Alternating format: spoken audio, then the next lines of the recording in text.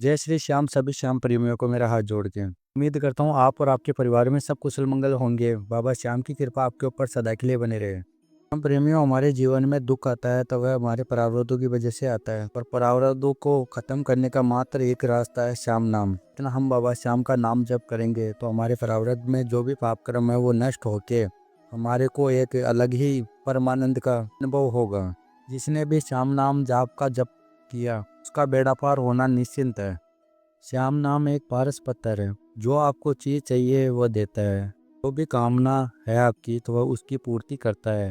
भगवत नाम से हमारी कुंडली में जो भी ग्रह दोष है वो भी शांत हो जाता है। बहुत से मनुष्य मतलबी भी होते हैं, वह जब तक हमारा काम ना बने तब तक ही बाबा श्याम से जुड़े रहते हैं, परंतु ऐसे किसी भी मनुष्य को नहीं करना चाहिए। प्रभु से हम सौदा नहीं कर सकते हैं, क्योंकि प्रभु तो अंतर्यामी है। प्रभु को तो सब पता होता है कि अपने बच्चों को क्या चीज़ चाहिए, किस चीज़ की कामना है बच्चे की मन में। तो इसलिए हमको इस काम होकर बाबा श्याम की भक्ति करना चाहिए, उनका नाम जप करना चाहिए।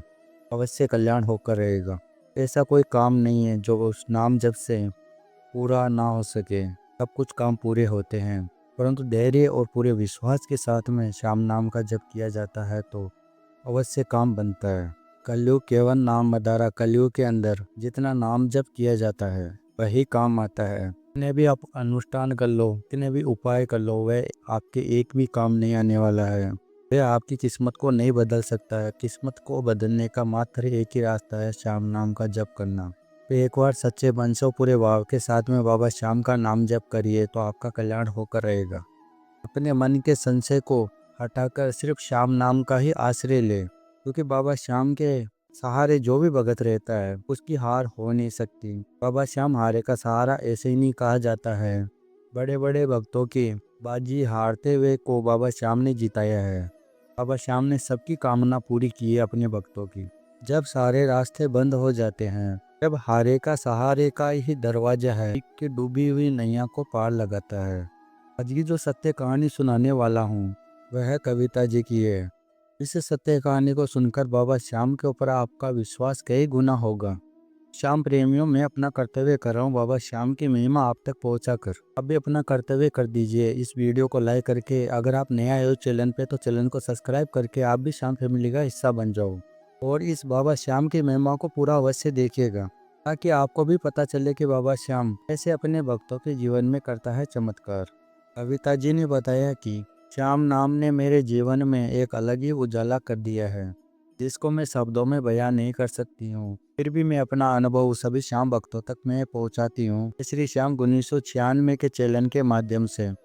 इस अनुभव को बताते हुए मेरे को बहुत बड़ा गर्व हो रहा है बाबा श्याम के ऊपर। हमारा काम तो सिर्फ नाम जप करना है, बाकी सब कुछ बाबा श्याम स्वयं देख लेंगे।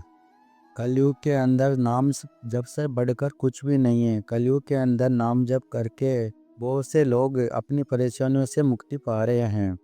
कविता जी ने बताया कि मैं आपके चरण का धन्यवाद कहना चाहती हूँ। आपके चरण ने ही मेरी ज़िंदगी बदल दिया है। इस चरण के माध्यम से मैंने नाम जप की महिमा की वीडियो देख के मेरे को एक प्रेरणा मिली। मैंने भी श्याम नाम का जप शुरू कर दिया। कविता जी बताते हैं कि मैं मेरठ के अंदर रहती हूँ। कविता जी बताते हैं कि मेरे जीवन में इतना दुख आया था कि जिससे मैं बहुत टूट चुकी थी। एक बार बाबा श्याम की कृपा मेरे पे ऐसी हुई, वह आज तक जारी है। कविता जी बताते हैं आगे कि जब मैं 13-14 वर्ष की थी तब मेरी मम्मी को कैंसर हो गया था। मेरे पापा ने बहुत इलाज करवाया था, फिर भी मेरी मम्मी का देहांत हो गया था।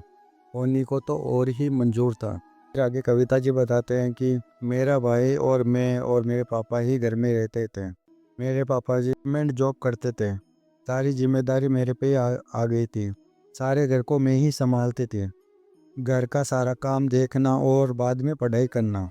मेरा भाई छोटा था और पापा जी ऑफिस में ही रहते थे।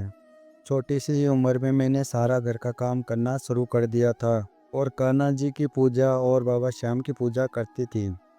धीरे धीरे समय बीतता गया। फिर मैं 22-23 वर्ष की हो गई। मेरे पापा जी मेरी शादी की टेंशन किया करते थे। उन्होंने लड़का देखना शुरू कर दिया मेरी शादी के लिए, पर कहीं पे भी बात नहीं बन पा रही थी। पापा जी ने सभी रिश्तेदारों को भी बोल दिया था कि लड़का देखने के लिए। सब ने हाँ तो बोल दिया, पर कोई भी रिश्ता लेके घर पे नहीं आया। जैसे जैसे उम्र बढ़ती हुई जा रही थी, जैसे जैसे मेरे पापा जी को चिंता होने लगी, फिर उन्होंने अपने साथ में जो काम करते हैं उन लोगों से भी बोला। कुछ लोगों ने रिश्ते भी बताए, परंतु किसी न किसी वजह से रिश्ता फिक्स नहीं हो पा रहा था। लोग भी बोलने लगे थे कि तुम्हारी लड़की तो इतनी बड़ी हो गई है, फिर भी तुम के लिए कोई लड़का नहीं देख रहे हो, मेरे पापा को बोलते थे। ये सारी बातें सुनकर मैं बहुत रोती थी। मेरा मन करता था कि मैं कहीं पे जाके अपनी आत्महत्या कर लूं, जिससे लोग ये बात करना बंद कर दें मेरे बारे में। जिससे मेरे को लगता था कि मेरे जाने के बाद में मेरे भाई और पापा जी का क्या होगा। फिर आगे कविता जी बताते हैं कि मैं अपने आप को मनुष्य समझने लगी। मेरे को ऐसा लगता था कि मैं बोझ बन गई हूँ, मेरे कारण मेरे पापा जी कितना टेंशन करते हैं।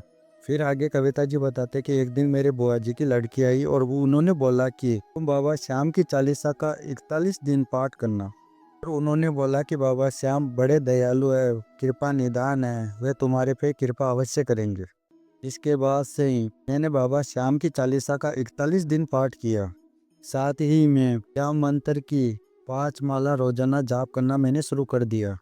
श्याम चालीसा का पाठ करते करते मेरे को सिर्फ 19 दिन ही हुए थे और मेरे को बाबा श्याम के मेरे को सपने में दर्शन हुए। मैं बहुत खुश हुई और मेरे को लग गया था कि मेरे को बाबा श्याम की कृपा मिल गई है, मेरी नैया जल्दी ही पार हो जाएगी। 40 दिन होने से 2 दिन पहले मेरे पापा जी के दोस्त आए और वे एक लड़के का रिश्ता लेके आए।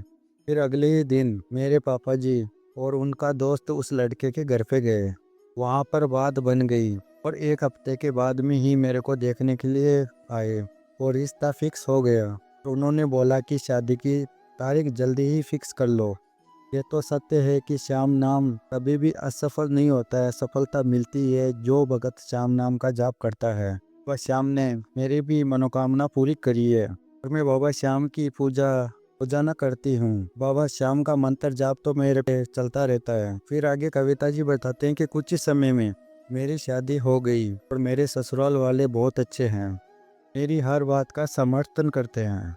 फिर आगे कविता जी बताते हैं कि मेरी जेठानी के 2 बच्चे हैं, उनको डेंगू हो गया था, उनकी प्लेट बहुत ज़्यादा कम हो गई थी। उनको हॉस्पिटल में एडमिट करवाया, परंतु हालत में कुछ भी सुधार नहीं हो पा रहा था। फिर मैं हॉस्पिटल में गई और बाबा श्याम से अर्जी लगाई, दोनों के सर पे हाथ रख के। फिर बाबा श्याम ने अपनी कृपा कर दी।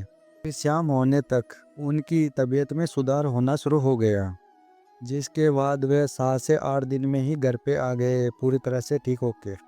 फिर आगे कविता जी बताते हैं कि मेरे जीवन में बाबा श्याम ने अनेकों चमत्कार किए हैं, जो मैं सोचती हूँ वह पूरी करते हैं बाबा श्याम। फिर आगे कविता जी बताते हैं कि एक बार बाबा श्याम के ऊपर विश्वास करके तो देखो, आपका काम बनेगा ही।